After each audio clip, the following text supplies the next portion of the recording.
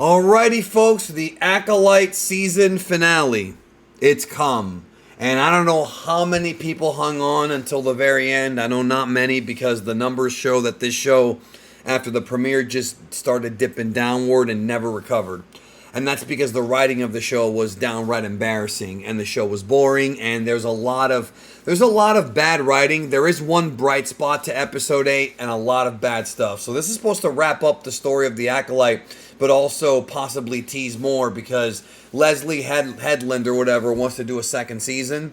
And they certainly did somewhat leave it open for a second season. We'll talk more about that here in just a moment. But so the episode picks up from episode 6 because 7 was the flashback. And it starts with Osha under the mask, breathing heavy. Remember, Qimir killed a bunch of Jedi and did a bunch of manipulative things to her sister. But now she's contemplating joining him. Okay. So, basically, as she puts the mask on, Qimir steps into the room.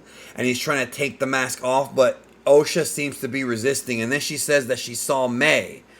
And then she's like, I saw a vision of May killing Saul. But immediately, because this show tries to be clever, they try to be clever, and yet they're so uncreative because it's easy to see where they're going with this. Me and probably everybody else is like, no, Osha's going to kill Saul. Like, right off the hop, Osha's going to kill Saul. You know, like, come on, dude. They already told us they were the same person. They already told us that it was a virgin and they're twins. So she's going to see a vision of May doing it, but it was actually her. Okay. So Saul tells May they're at Brendock and they want to contact Sinestra about the virgins because Saul wanted evidence. The one they didn't mention 15 years ago. And then Saul, his whole thing is he wants to prove the virgins is real to the Jedi by showing evidence because they found Saul and May. Or Osha and May. So Saul says that it was an accident. May is upset because of the fact that of what happened with the mother.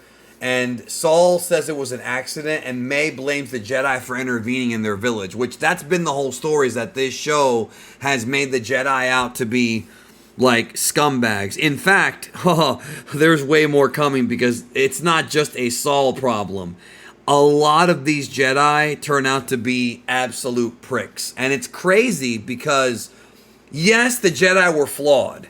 And yes, Obi-Wan Kenobi, like this has been in the prequel trilogy, we see that the Jedi were flawed. Qui-Gon Jinn disagree with them. There's a lot to it, but the Jedi were not inherently bad people. They were just flawed. But in this show, they do a lot of things that one could consider unethical and bad and against the Jedi code. So May escapes on a ship and Saul follows her and they go through this like meteor shower. May does the lamest crash ever. And of course, she survived. No bruising, no nothing. Lazy writing. I mean, maybe she didn't crash. Maybe she landed and they wanted to save money on CG effects by not showing it. But it sounded like a little like explosion there. So on Coruscant, Venestra meets with the senator. So the senator asks about the murder investigation and that the Senate wasn't informed because the Jedi kept it to themselves. Venestra doesn't tell him anything because she doesn't like him, clearly. He proceeds to absolutely bury the Jedi. And as I'm watching it, I'm like, yeah, this is the writers talking. This is the writers trying to explain to the audience that the Jedi were these, these like overzealous religious fanatics that pretended to be good people. I don't know if this show, because it is very political or whatever, is trying to say something against religion. I don't know if that's like the message here. I'm not going to go that deep into it because sometimes it's not that deep. But we'll cover more about that later. But I mean, I'm telling you, he berates the Jedi. And it's so obvious that it was kind of the writers telling the audience like, hey, you're not supposed to like the Jedi. So Osha's walking away from Qimir on the planet. She said that she would not consider being trained by Qimir because Qimir wants an acolyte. Osha rejects him, even though she was thinking about it a couple episodes ago. So they show for a brief second, very briefly, Plagueis. Very, very briefly. I mean, like for a second. It's obviously him because it was a moon which is a species in Star Wars that Plagueis is, so clearly it's him. They could also say it's a different Sith, but it's him. I'm pretty sure it's him. So Venestra prepares to go out to Brendok to meet up with Saul, right? So she leaves Coruscant to go to Brendok. Saul is searching for May, and Osha's with Qimir. Saul's attacked by Qimir, and they have a duel. So I gotta say, man, okay, this was a fantastic duel, except for one thing. I'm gonna get to it, but the majority of this duel was fucking phenomenal. I'm going to give them complete credit for this. You know me, man. I'm not just going to shit on everything. I'm going to tell you what's good and what's not. Seek out this lightsaber duel and just watch it because the choreography was really good. Good duel. They're going back and forth, moving really quick movements. Classic prequel style.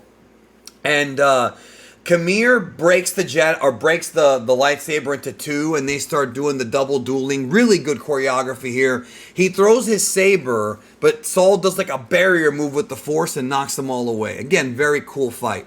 So while that's going on, May and Osha find each other, and they start arguing about what happened. Osha's angry because she couldn't control herself.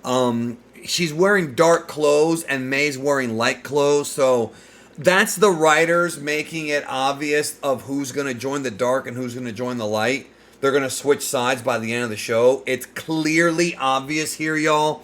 But what I find funny is just how, like, telegraphed it is. Look, she's wearing light clothes. Oh, she's wearing dark clothes. Like, you're trying to be clever, and I understand the symbolism. Good for you, one of Lollipop. We figured this out, bro. Even a little kid could figure this aspect out. So Osha's mad and aggressive, and May tells her that Saul's the one that killed the mother. So Osha attacks because she's now the Dark One, and they have like a hand-to-hand combat fight. So while the duel's going on, a ship arrives. Qimir knows they're not there for him, and the duel's actually good, but there's one part of it that was so stupid. He has the lightsaber, so they clash lightsabers, and Qimir has his saber sort of in between Saul's face and Saul's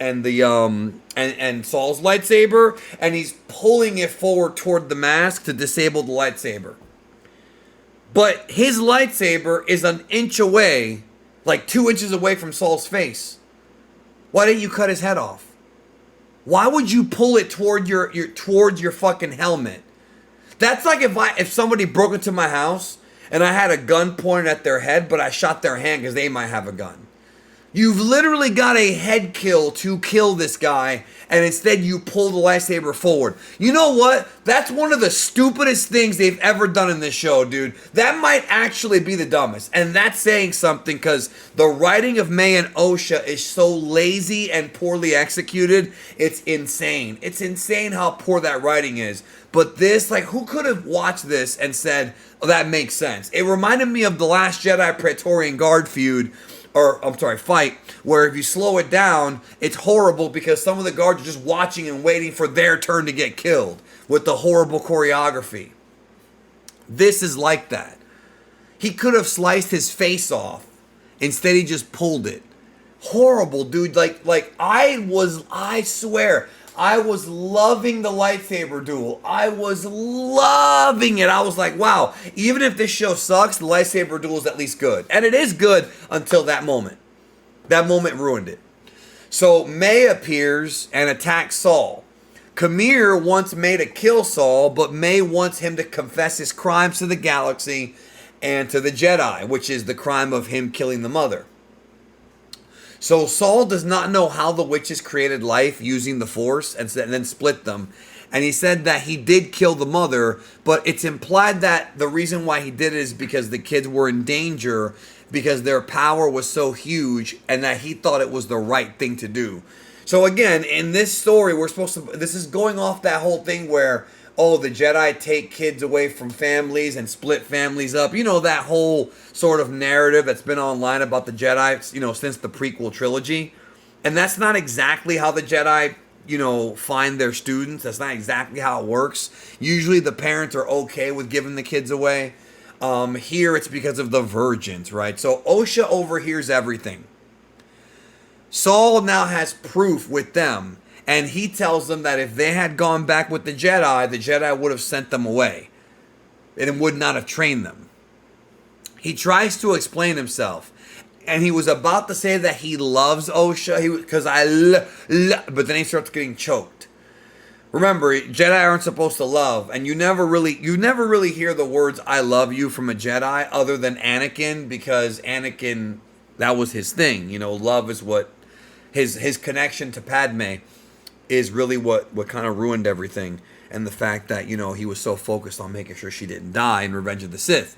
But again, there's also the whole thing with Obi-Wan and the Clone Wars. Like, Jedi do love, but it's just weird that it's very weird to me that Saul loves Osha and May, and it's implied that he's always loved them since they were kids, and that's creepy. That's very creepy. You don't know these kids. You're supposed to be professional.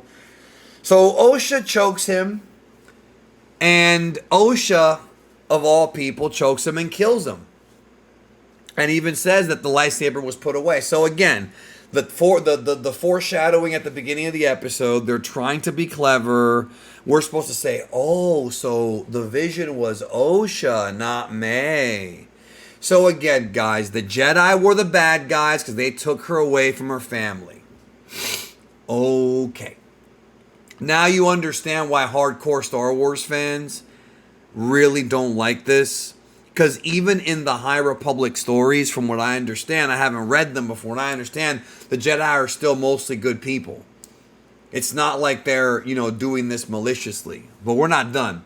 So she pulls out her lightsaber, and it goes from blue to red. It literally changes from blue to red. This is supposed to symbolize, again, that she's going to the dark side. Now, I was watching this with somebody, and I didn't know this. It turns out that since 2017, it's been in canon that you can make a blue kyber crystal red if you infuse it with the dark side. Now, that is not in the original canon.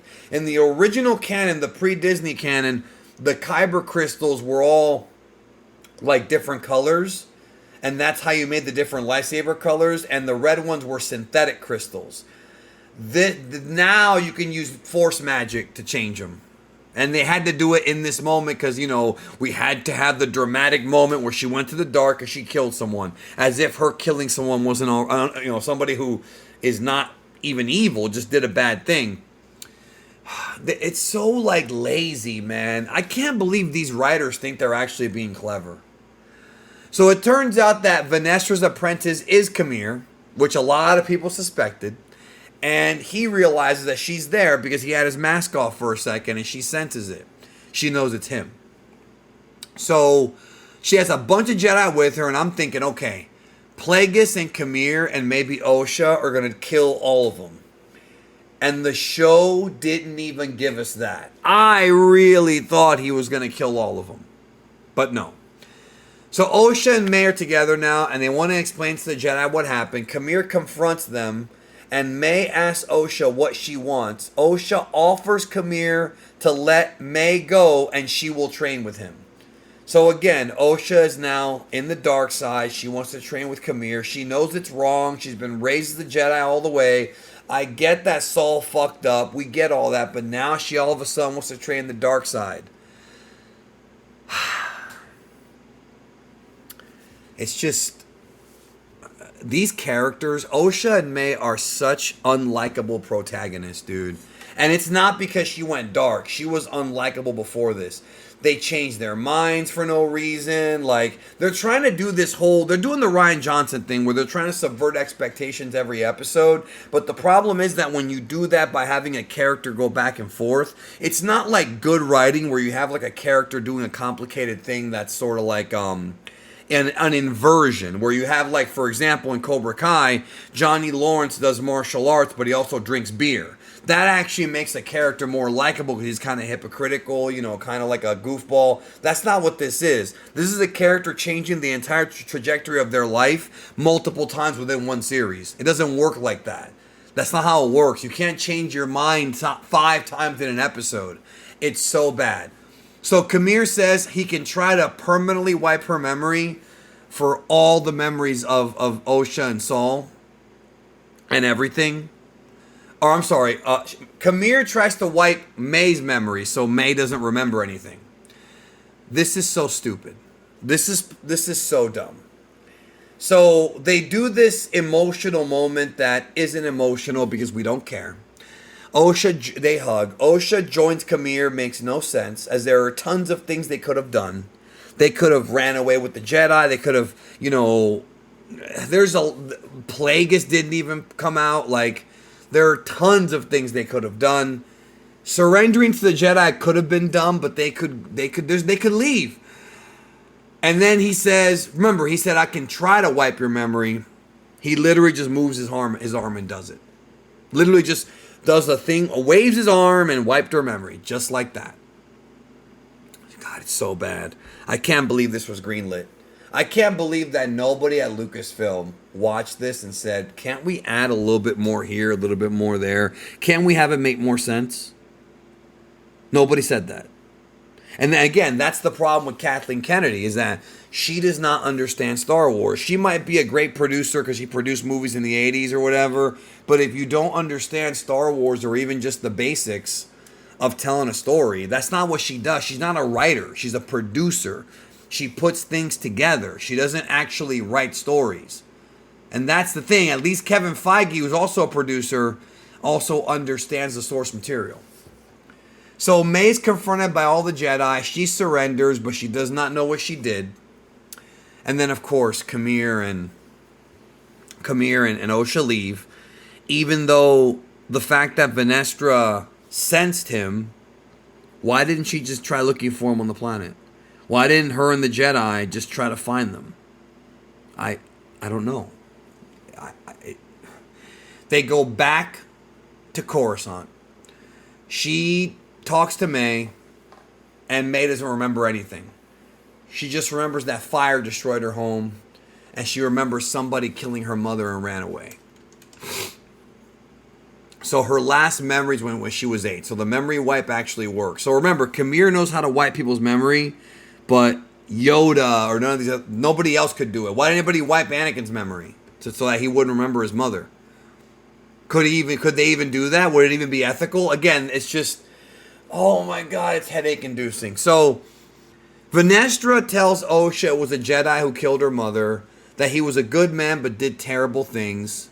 Even though Venestra knows that it's a lie, she discusses the story of the witches and the Jedi. She lies and tells the Jedi, and the Sith and the Senate that Saul killed everyone to maintain the cover story. Why would he kill everybody X number of years later? Why would he wait 15 years to kill? Not a single member of the Senate asked why did he wait 15 years to kill everyone when he could have killed them earlier, like actually on that day. There are so many plot holes and logic holes in this. I just can't believe this was greenlit. Like, I can't. It's mind-boggling. She says that she believes he ended his own life, even though she knows that he didn't. She even gave him a proper Jedi burial. May does not remember having a sister, and Venestra now needs her help in finding Qimir, her pupil, which is stupid because how in the hell is she going to help you find your pupil if her memories have been wiped going all the way back to 8? How? How is it even possible?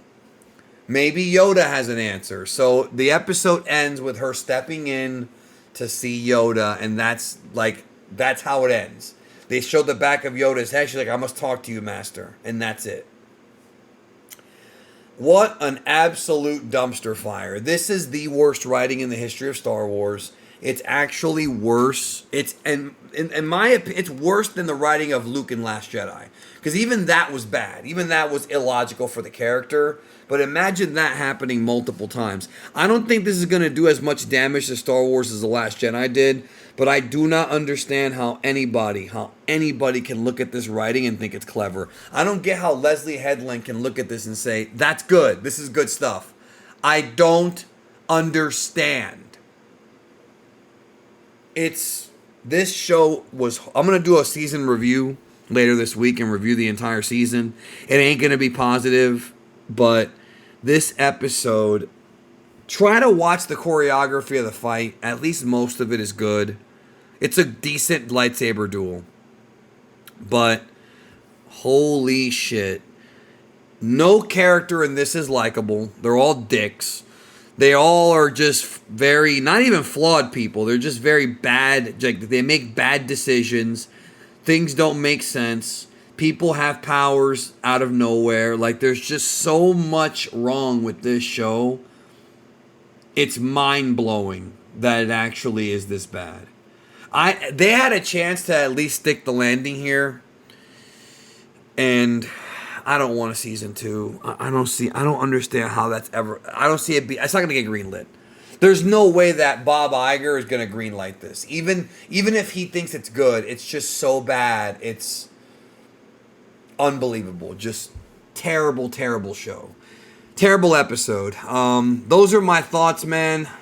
What did you think? Let me know in the comments down below.